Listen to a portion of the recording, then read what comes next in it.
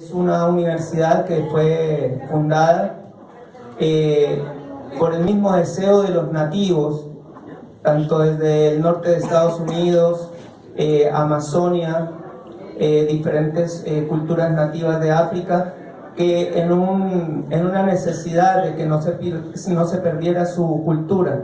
Entonces fue fundado después del 2012 la Universidad de la Sabiduría Ancestral, que recoge todos estos saberes ancestrales. Así que los invito a conocer.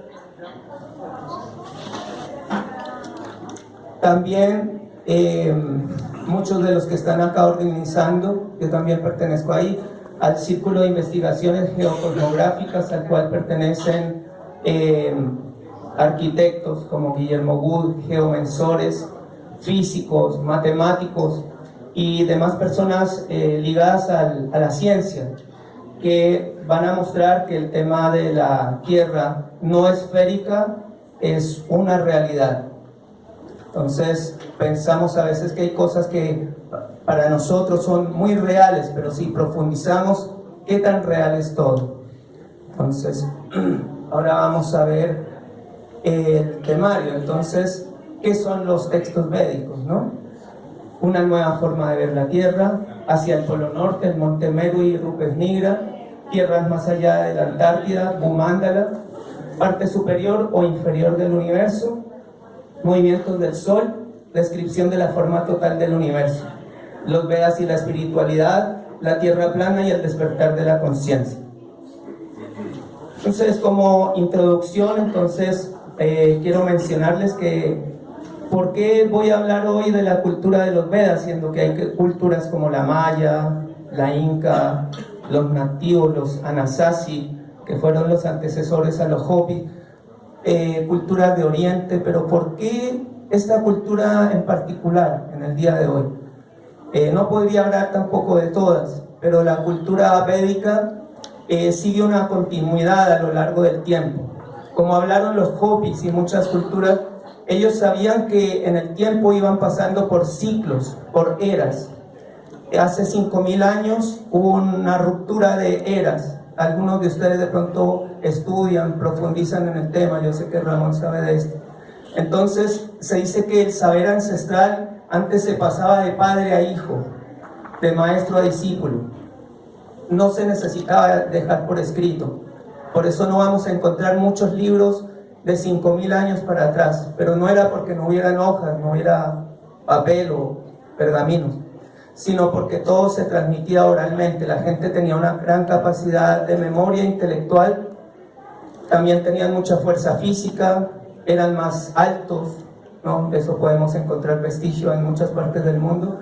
Y esta memoria, con esta ruptura de eras, que empezó hace 5000 años, la memoria se empezó a perder. Entonces los Hopis dejaron ciertos jeroglíficos donde grafican esto, de que se iba a perder la memoria, pero muchas culturas ancestrales no dejaron por escrito, y muchos saberes ancestrales hoy en día están perdidos.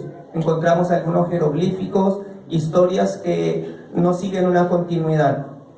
Los Vedas siguen una continuidad desde hace más de 5000 años. Ellos dejaron por escrito.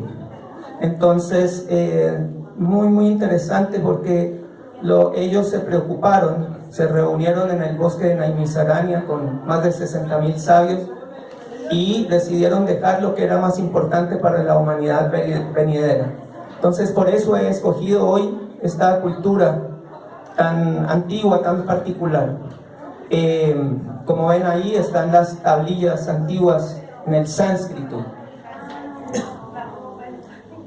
También cabe mencionar que hoy en día a los niños se les enseña de que civilización, modernidad, cultura es ahora que están las grandes universidades, que se ven grandes aviones, un celular iPhone, tecnología. Se piensa que eso es todo el avance, pero en realidad, si vamos en retroceso, hemos contaminado más el planeta y no se pueden hacer construcciones de este tipo, ¿no? Ahí las pirámides en México y en diferentes partes del mundo, Angkor Wat en Camboya, ¿no? Que es un lugar maravilloso. A todo esto es un planetario, para los que no lo sabían, ahí en Camboya. Sacsayhuamán, ahí en Perú, donde he tenido oportunidad de estar también, piedras gigantes de toneladas, y cómo ellos lograban poner piedras pequeñas en medio de piedras gigantes. Algo que también sorprende muchísimo es ahí en Pumapunku, en Bolivia, también he estado allá. Esto es de la cultura aymara, ¿no? Queda ahí muy cerca a Tiahuanaco, al lado de Tiahuanaco.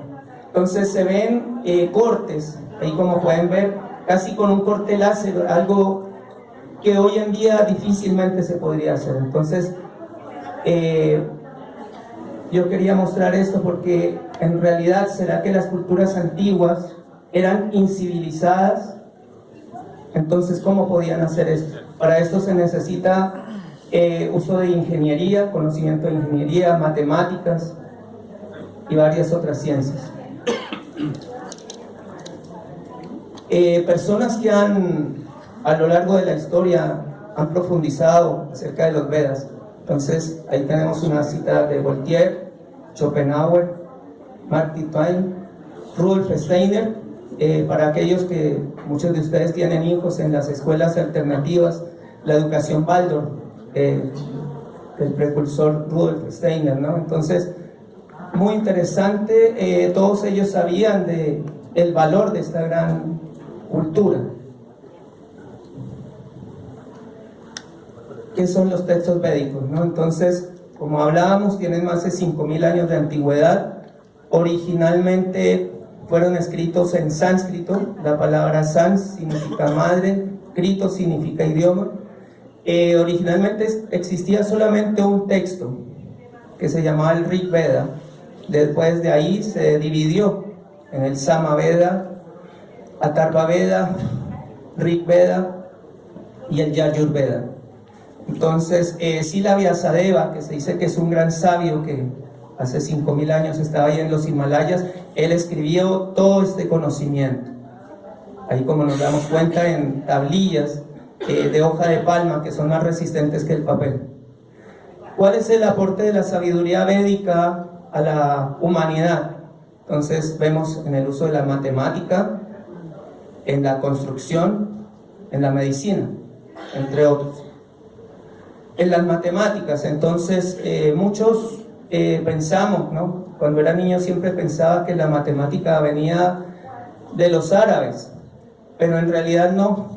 Fueron los árabes los que en sus invasiones a India tomaban todo lo que era este conocimiento. Entonces ahí vemos las primeras formas de los números que utilizamos hoy en día, la matemática actual. Ellos utilizaban el uso de decimales, el uso del cero. De hecho es un lugar sagrado, digamos, para los matemáticos. El primer lugar donde se encuentra un cero, ahí en el fuerte de Gwalior, en India. En otros lugares del mundo no se tenía conocimiento, no se utilizaba el cero. Entonces, hoy en día todos ustedes utilizan matemática, entonces esto se lo debemos a los Vedas. En la construcción, el Vastu Sastra, construcciones donde no se utilizaba concreto ni cemento, donde, por ejemplo, tomaban en cuenta las diferentes direcciones. Incluso la Iglesia Católica, ellos tomaron también eso, y muchas culturas, donde se ponen las puertas hacia el oriente, porque se sabe que las personas que tienen las puertas hacia el oriente, las personas al interior de las casas, las vivientes, tienen mejor salud, más longevidad. Entonces, ellos contemplaban la influencia de todas estas energías. Utilizaban las construcciones, de hecho yo constaté eso allá en India, por el peso de las piedras, como un Lego, se ensamblaban por el peso, no necesitaban concreto. También vale la pena mencionar acá la medición del tiempo, en aspectos tan pequeños como el Truti, que es dividir un segundo en 1760 partes. Eso es un Truti. Desde una medida tan pequeña, medidas tan pequeñas, inferiores al segundo, hasta medidas tan grandes, ya llegando al minuto, los años, y los yugas, que ya son mediciones de tiempo gigantes. Se dice que la era actual que vivimos, Kali Yuga, mide 432.000 años, de los cuales vamos recorridos 5.000, quedarían 427.000 años. Ellos sabían todas estas medidas. En el Ayurveda, la medicina que muchos de ustedes saben, el Ayurveda era muy avanzado en el uso, la sanación a través de los sonidos, a través de los colores, las gemas, las plantas, y también la intervención, incluso quirúrgica, operaciones de cerebro, rinoplastía, también reconstrucción del tabique, y muchas ciencias más. También la medicina alemana, la medicina que llega acá a Occidente, es tomado también de los Vedas, debido a que Alemania tenía un intercambio cultural con India. Entonces de ahí, por ejemplo, los sacerdotes, el padre Tadeo dejó, por ejemplo, muchos de ustedes acá en Chile saben, de Manuel Lazaeta Charán, este gran médico. Entonces él era discípulo del padre Tadeo, que era alemán. Entonces todo esto venía de allí, de esta influencia de la Ayurveda. Hoy en día mucha gente está familiarizada, ¿no?, con Vata, Pitta, Kapha, pero es mucho más profundo.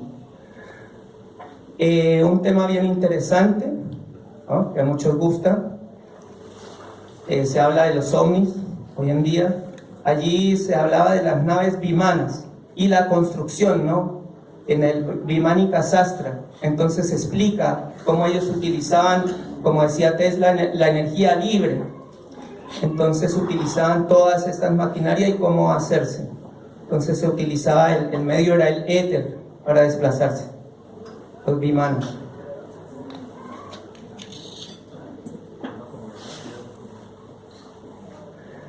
Entonces ahora vemos cuál es el propósito de los Vedas, cuál sería el propósito, la meta de los Vedas. Entonces es el desarrollo integral del ser humano en todas las artes, ¿no? Entonces, como los griegos, ellos unían, para usted saber matemática, tenía que saber de filosofía, tenía que saber música, todo estaba integrado, no como ahora que todo nos lo separan, ¿no? Y hacen un negocio de la educación, no, eso no es así. Entonces ellos hablaban de herramientas para alcanzar la felicidad, como es Dharma, que son los deberes, Artha, crecimiento económico, ¿quién no necesita para lograr algo de comodidad, algo de crecimiento económico? Kama, que es disfrute, y Moksha, la liberación, Dharma, Artha, Kama y Moksha. Entonces, todo esto tiene que ir orientado hacia lo espiritual para que podamos conseguir una felicidad. Ese es el propósito de los Vedas. El libro que vamos a hablar hoy, que habla acerca justamente del tema que muchos nos interesa acá, el tema de la tierra plana, entonces se llama el Bhagavatam. El Bhagavatam es un libro que pertenece a los Vedas, y el tema de la tierra plana y el universo, habla de filosofía y del universo. Entonces son 12 cantos o 12 tomos, y en el quinto canto, ellos en el capítulo 16 al 26 hablan de la forma del universo y describen una tierra plana. Entonces hay una versión un poco más moderna de este libro. Aquí vamos a ver entonces el conjunto en general de los Vedas, ¿no?, y la parte de donde sale el Srimad Bhagavatam, ¿no? Porque alguien puede decir, pero ¿de dónde salió este libro que habla del universo? Ahí lo pueden encontrar. ¿Y de qué parte sale de los Vedas, ¿no?, de los Puranas? Es el conocido como el Bhagavata Purana. Ahora vamos a analizar una nueva forma de ver la tierra plana. Entonces, al lado izquierdo vemos un modelo tridimensional, como nos enseñan desde pequeñitos, ¿no?, un modelo de la esfera. Este modelo es de 1491, hecho por Martin Beckheim. Entonces ahí se hizo en metal todo el primer modelo de tierra redonda que se hizo, porque anteriormente todos los modelos eran de tierra plana. Eso fue, ahí empezó el tema este.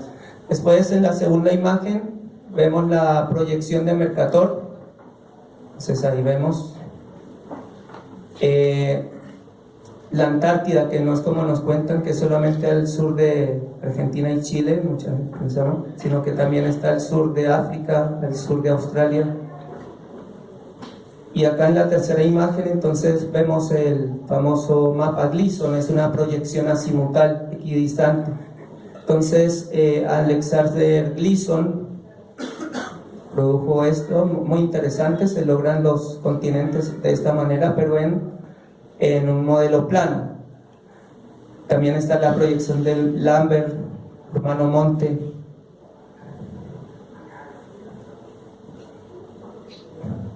Aquí normalmente cuando se nos ha hecho entrevistas o los primeros videos que uno ve de terraplanismo siempre se ridiculiza, ¿no? Entonces la tierra plana, ¿no? Y de niños se nos cuenta entonces que estaba Colón y que todos tenían miedo porque iba a venir un precipicio. Eso no es real, ¿no? Entonces se ridiculiza, ¿no? Como si todo fuera a caer hacia un vacío, ¿no? O un disco flotando en medio de la nada. Eso no obedece a la realidad. Eso no es cierto.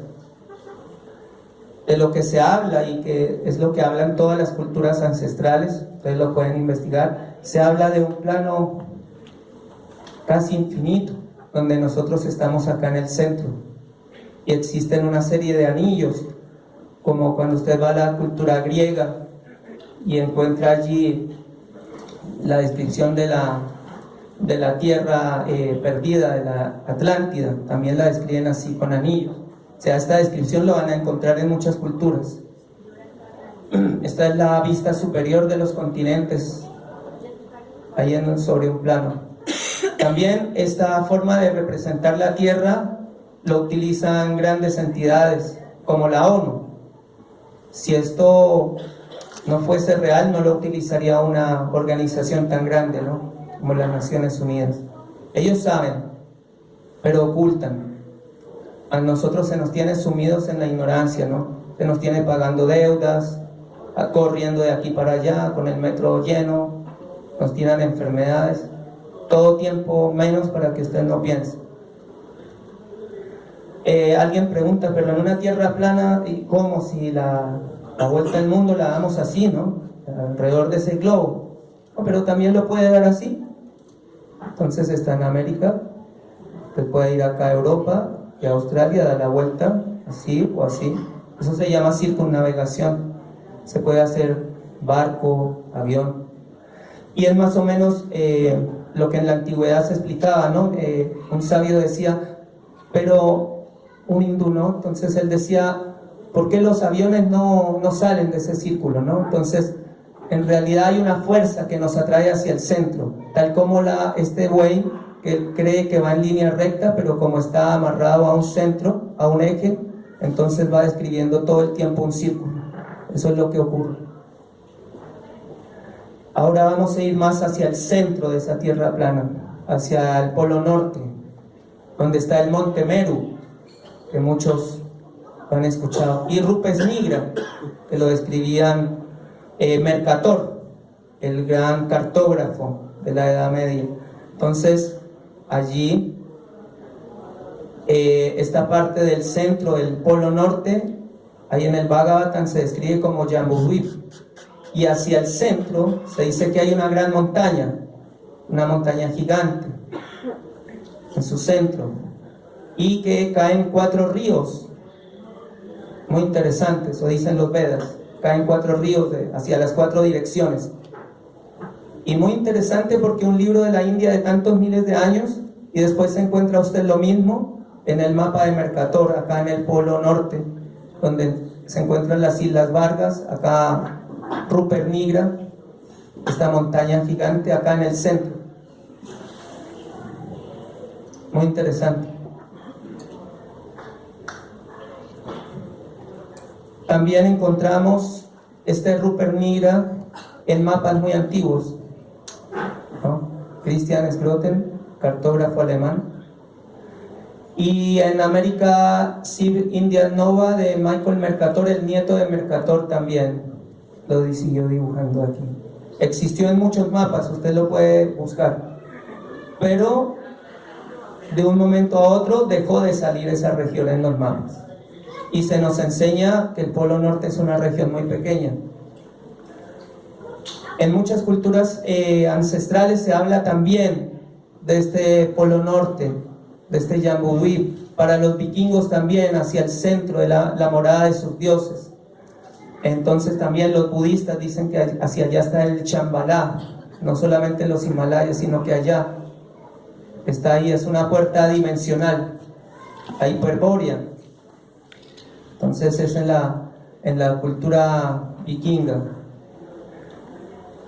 Los vikingos decían que allá estaban los gigantes, ¿no? Ellos siempre cuentan sus leyendas que peleaban con gigantes y con seres milenarios y muchos dioses. En la cultura hindú también hablan lo mismo, es la vivienda, ahí el Polo Norte mirado desde arriba, de muchos semidioses, como Hanuman, la dinastía de monos que ayudó a Rama, para los que les gusta la cultura antigua. Ahí están, ¿no?, las 9 divisiones del Polo Norte, las 9 principales divisiones de Jambury. A modo de evidencia, hay una narración, hay un libro que es escrito por un navegante nórdico. Entonces,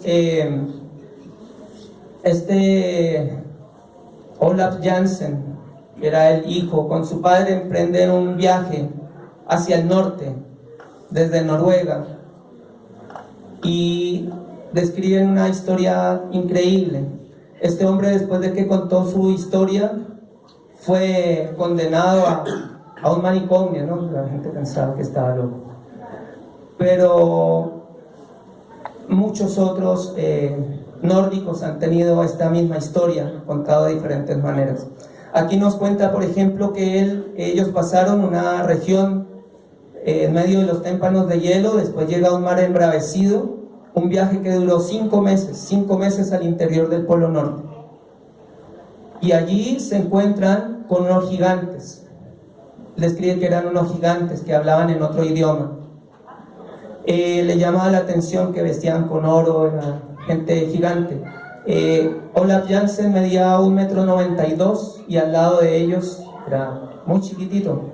Le escribe árboles gigantes hacia ese interior, frutas gigantes, tropicales. De hecho, hasta el día de hoy se encuentran semillas y restos de vegetales tropicales en el Polo Norte. ¿Cómo llegan allí, no? Muchas aves, incluso en invierno, en vez de ir para el sur, hay muchas aves que van para el norte, justamente las que más soportan trayectos largos. Muy interesante. La descripción de esto también se encuentra en el Bhagavatam. Ahí dejé la cita por si alguien la quiere profundizar.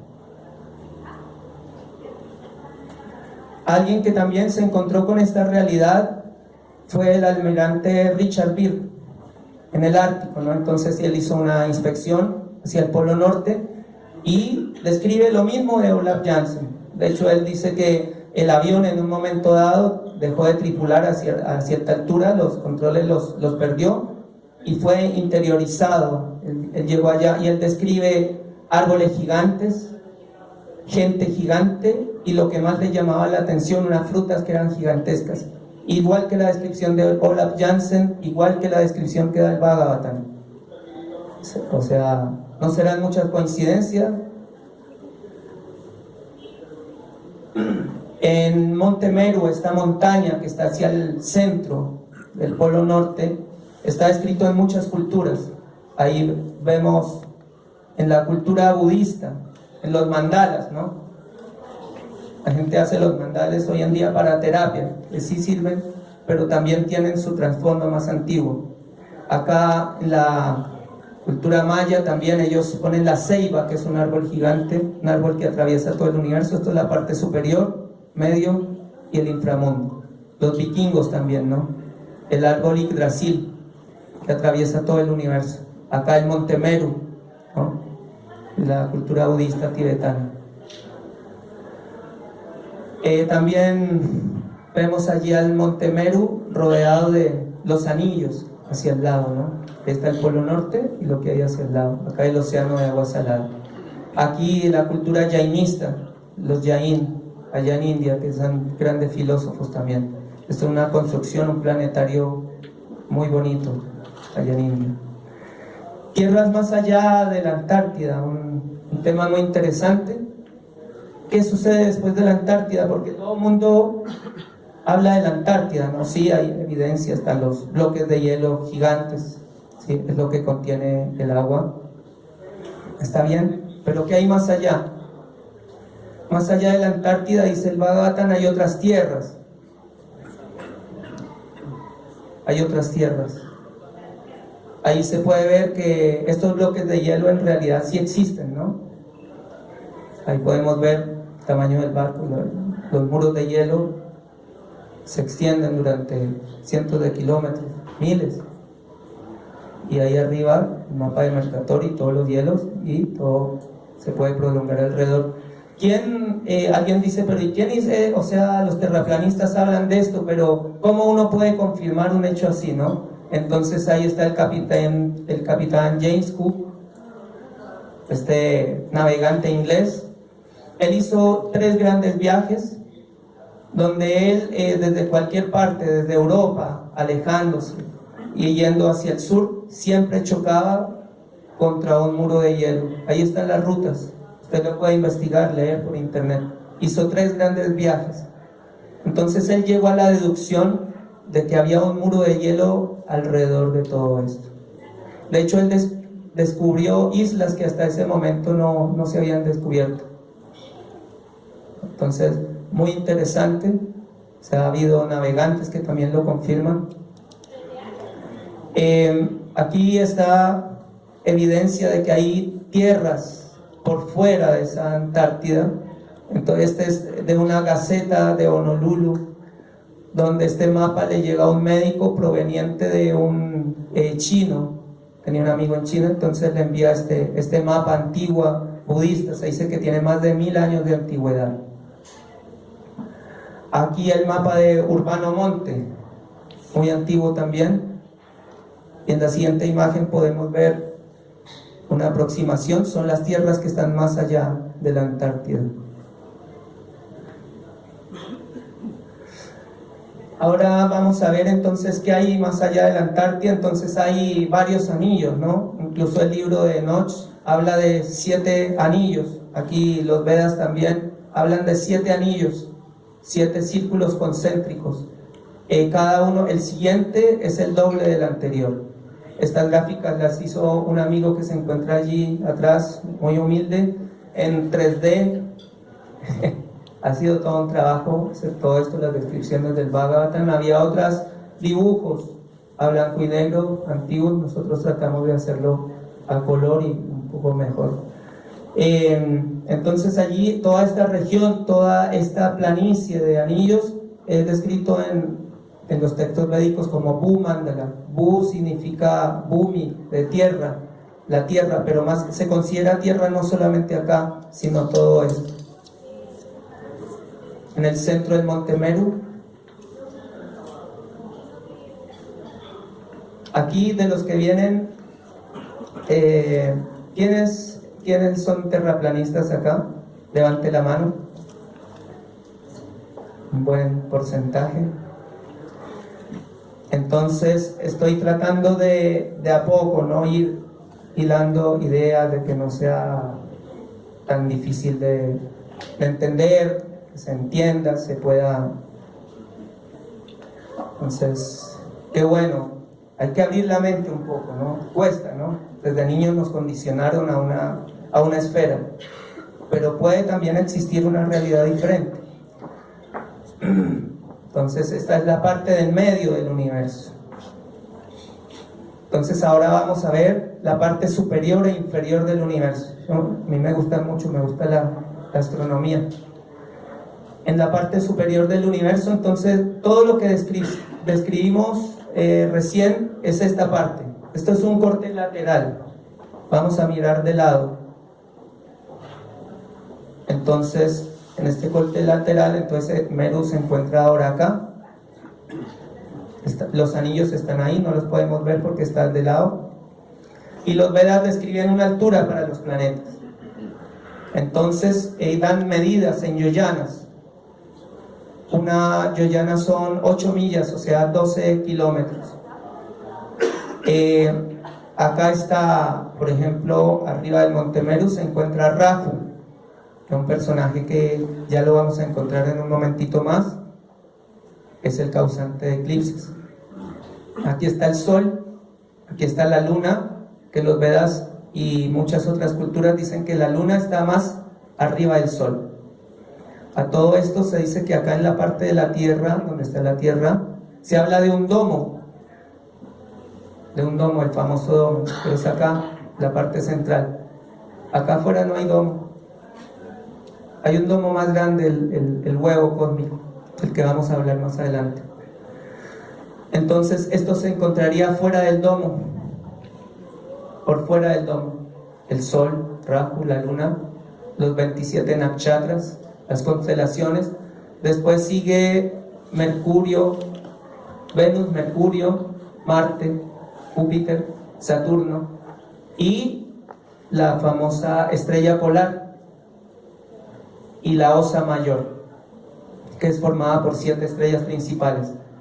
De aquí para arriba hay 4 regiones más, pero como dicen los mayas, es la parte invisible del universo.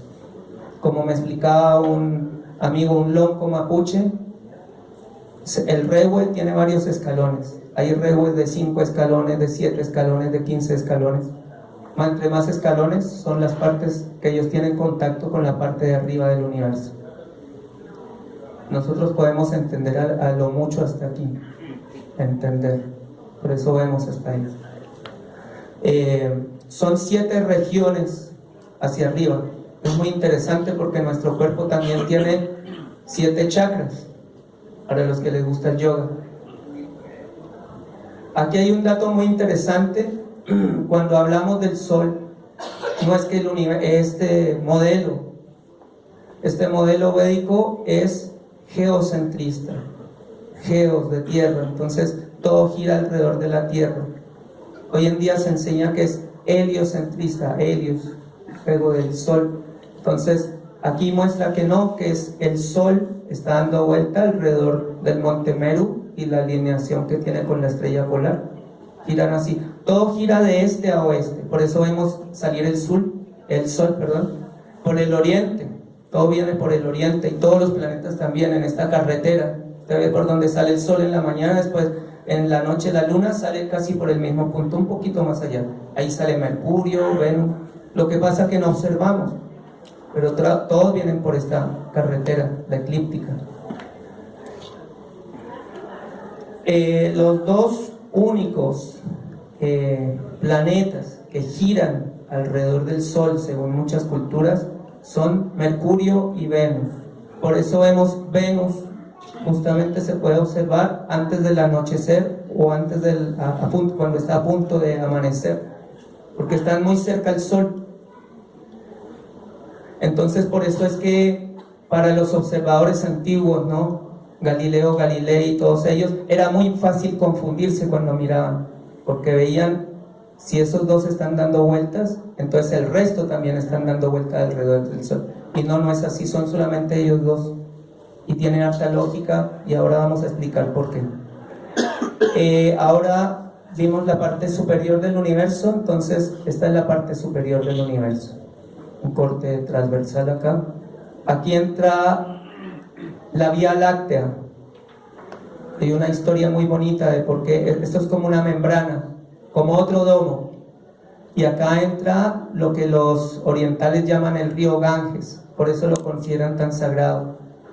Porque es no solamente el río que llega ahí a India, sino que es el río Ganges celestial. Los yogis meditan en esta forma que tiene, según los Vedas, forma de delfín. Sisumara se llama. Hay algo muy interesante y es algo que llama mucho la atención.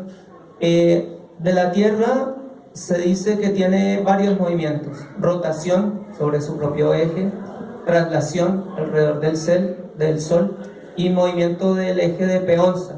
Esos 3 movimientos, son más, pero con esos 3 movimientos tan bruscos, tomemos esa parte, ¿no?, esos 3 movimientos bruscos.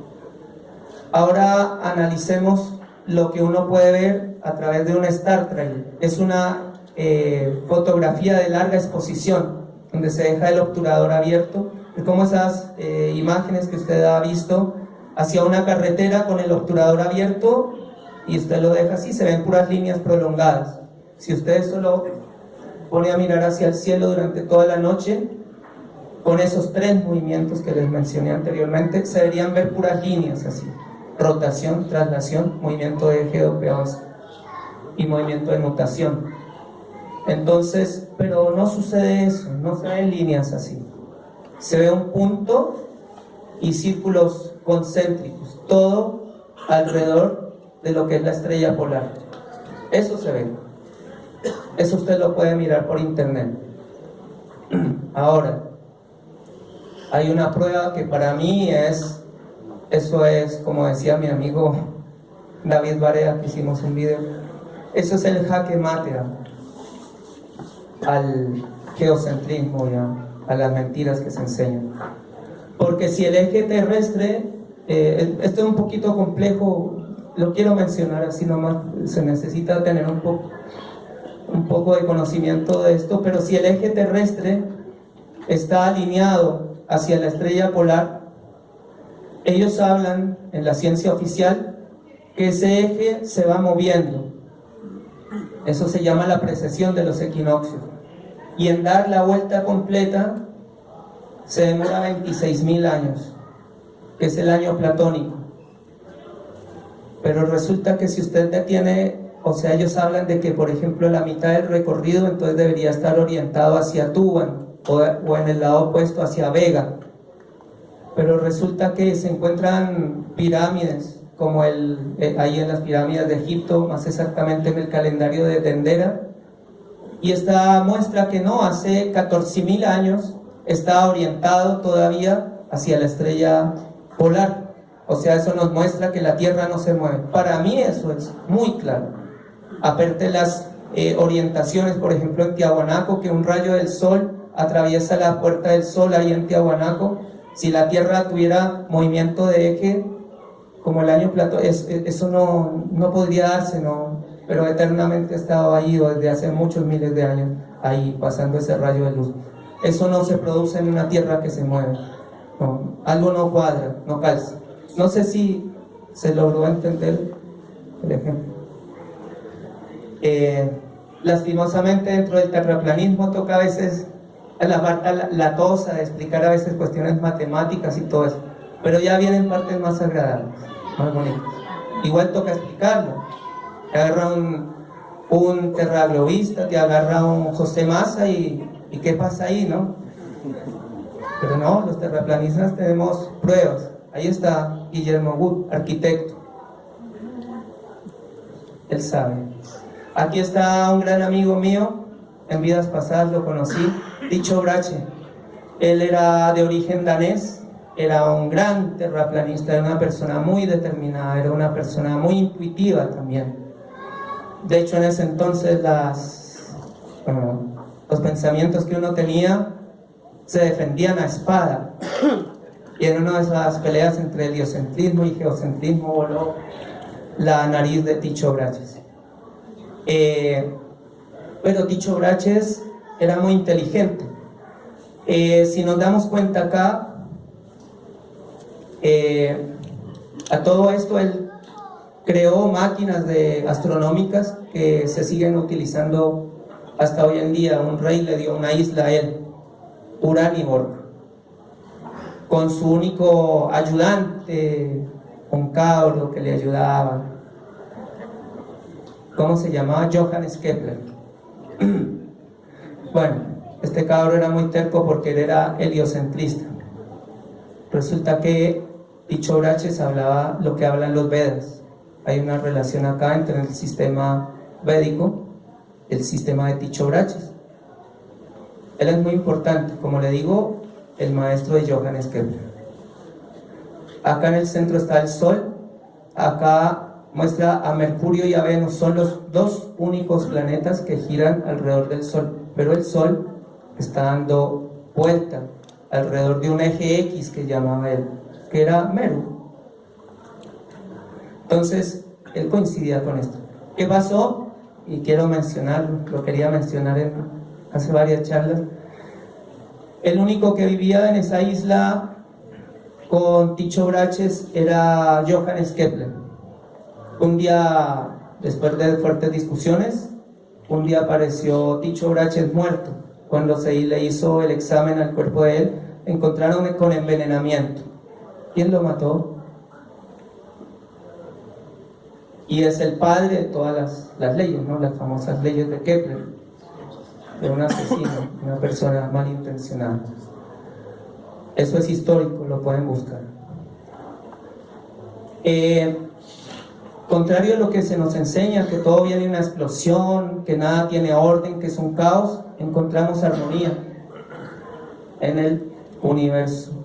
Este es el movimiento de Venus, que contrario a lo que se nos enseña desde niños, no es solamente una órbita, no, él también tiene otro tipo de movimientos, incluso movimientos retrógrados, hace la forma de un mandala. Este matemático Giovanni Cassini nos recrea esta maravillosa forma. Si hay esta armonía en el universo, hay un creador, hay un orden. Ahora vamos a ver la parte inferior del universo. Aquí arriba queda el Monte Meru, Mandala, la tierra plana. Hay 7 niveles para abajo: Atala, Vitala, Sutala. Y como en todas las culturas ancestrales, usted lo puede mirar en los mayas, vikingos, hay un océano en la parte de abajo. Hay un océano.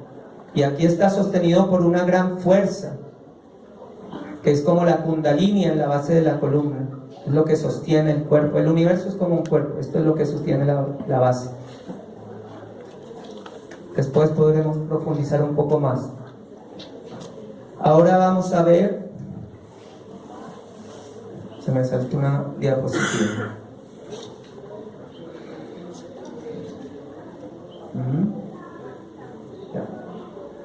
Entonces, explicación del movimiento del Sol en la Tierra plana. Entonces, cómo se ve el Sol, cómo se produce el día, la noche, un movimiento alrededor de una Tierra plana. En el centro está el norte y hay un sur común. Están los continentes allí. Entonces, el círculo más central es el trópico de Cáncer, a la altura de la Florida, más o menos a la altura de Canadá. No, Canadá está mucho más arriba. Entonces, Cáncer, color naranja, Ecuador, el color rojo, y en amarillo trópico de Capricornio, que pasa ahí por Antofagasta. Entonces, el Sol va achicando y agrandando sus círculos. Eso estamos mirándolo desde arriba. Así va transcurriendo el año. 6 meses hacia el centro, 6 meses hacia afuera. Por eso el Sol no lo vemos salir por la misma parte. O sea, sale más o menos por la misma parte, pero a veces más sale a la izquierda, después se devuelve.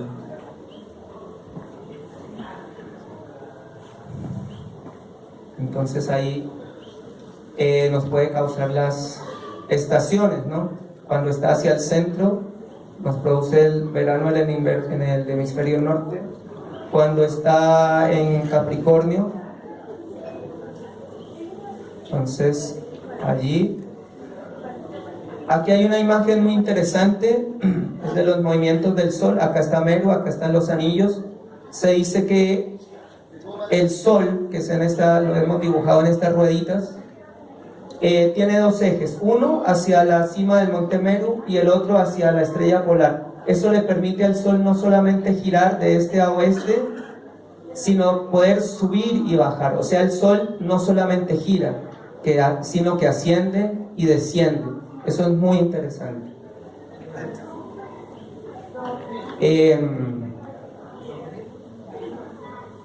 Hay algo muy interesante porque nosotros podemos ver en este dibujo que el Sol se desplaza por anillos. Estas son medidas gigantes. El Sol hace un círculo muy grande en el universo, pero aún así nosotros lo vemos acá, causando sobre Cáncer, Capricornio, pero el Sol en realidad está acá. ¿Por qué lo vemos tan cerca? Entonces hay algo que se llama la atmósfera o el domo. Entonces cuando nosotros vemos el sol acá, aparentemente esta es la ley de la refracción, en realidad el sol está allá. Es como cuando miramos al fondo de una piscina, las baldosas parecen más cerca y parece que se moviesen, pero es un efecto visual, es la luz como se comporta a través de un medio. Entonces lo mismo ocurre con el sol, por eso el sol está fuera del domo, pero está mucho más retirado.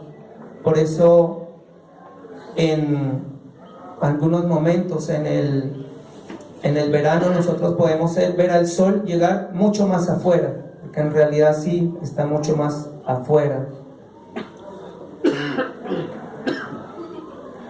Ahora vamos a ver el movimiento del sol en relación a las constelaciones. Todas las culturas ancestrales lo hacían, los movimientos del sol en relación a lo que tenían más cerca. Las constelaciones no son como la vemos aquí, solamente un disco, sino que están en diferentes alturas. Perdón. Ya. Ahora, este es un video. Entonces, vemos en este momento que el sol está acá en el trópico de Cáncer. Acá están todas las constelaciones zodiacales. Es muy diferente constelación zodiacal a signo zodiacal. Entonces ahí está en Cáncer, en la parte más arriba de la espiral. Acá está la Tierra plana abajo. Acá vemos el sol en ese momento, en la parte más interna. Ahí es verano en el hemisferio norte. Dale eso allá.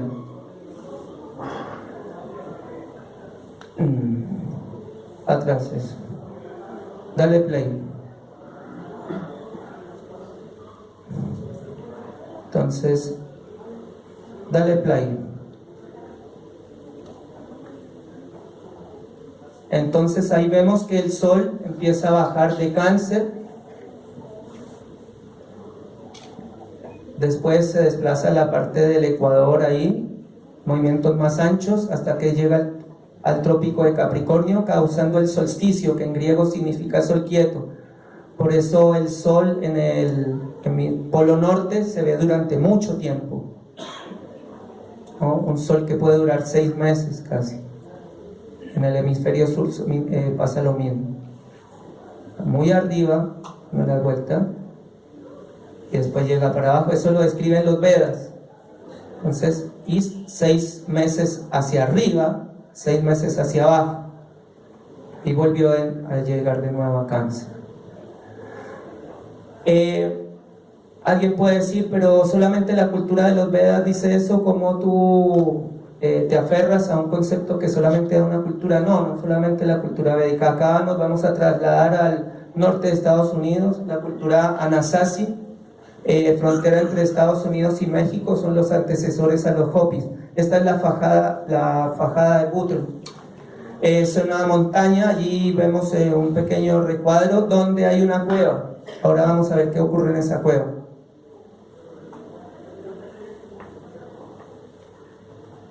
En esa cueva, estos hombres sabios, que para mí no son ignorantes, indígenas, no.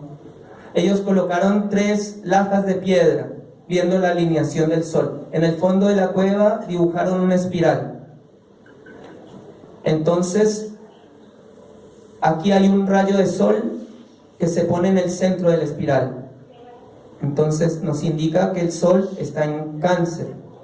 Después ese mismo rayo de sol, eso es en junio, cuando está este rayo del sol en el centro. Junio, cuando están en verano en Estados Unidos, en Canadá, en Europa. Después, en septiembre, el rayo de la luz que entra por estas lajas de piedra se empieza a abrir en el espiral, porque ellos sabían que el sol se movía en espiral. Entonces ahí se abre más, en septiembre, dando lugar, cuando ocurren los equinoccios, que significa el día y la noche son iguales. Y aquí se abre completamente ya en Capricornio, y ahí vuelve y regresa. Muy interesante, ¿no? Ahora vamos a ver una animación de la parte superior del universo y movimiento del sol. Esta animación que hizo mi amigo Sayan ahí en asociación, ahí hicimos estos modelos en 3D. Entonces vemos las constelaciones, vemos los anillos de Bhumandala.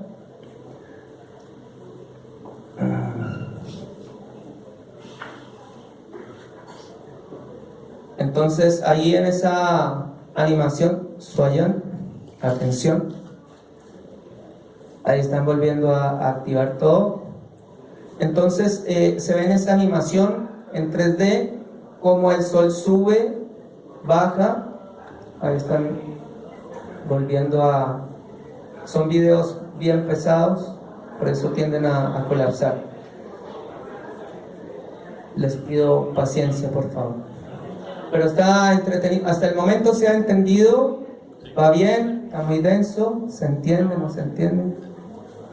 Entonces ahí vamos a ver, allá está el técnico, allá están los profesionales trabajando, allá detrás de bambalina, haciéndole play. Entonces volvemos ahí el movimiento, ahí se logran ver las líneas de los espirales, se ven al fondo las constelaciones. Ahora la cámara del computador logra hacer un descenso y después va como a entrar la parte de ahí. Entonces ahí vemos el sol está arriba por Cáncer más o menos. Ahí está el Monte Meru, exagerado como para que lo podamos entender. Y finalmente entonces la cámara se introduce y vamos a poder ver en la parte central entonces allá los continentes, ¿no? Entonces allí está Chilito, ahí está todo, ¿no? Donde vivimos. Ahora vamos a ver la relación del Sol, la Luna y sus fases.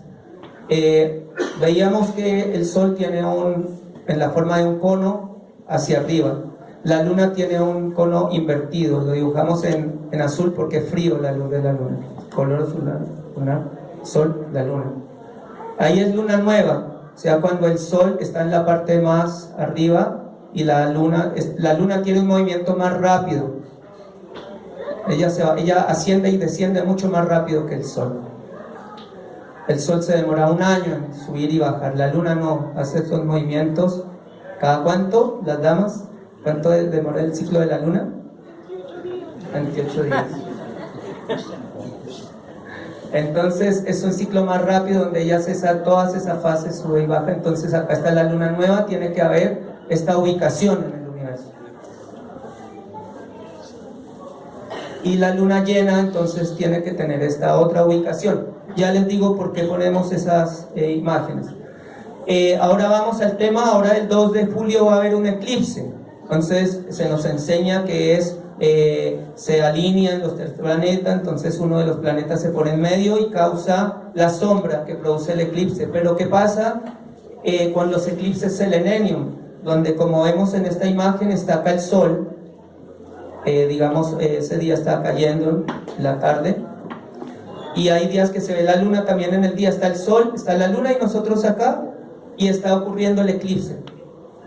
¿Cuál planeta está alineado? ¿Cuál es la alineación que hay? No existe. Y eso la ciencia oficial no tiene respuesta para eso. No la hay. ¿Cuál es la explicación que dan los Vedas? Que existe algo que se llama Rahu.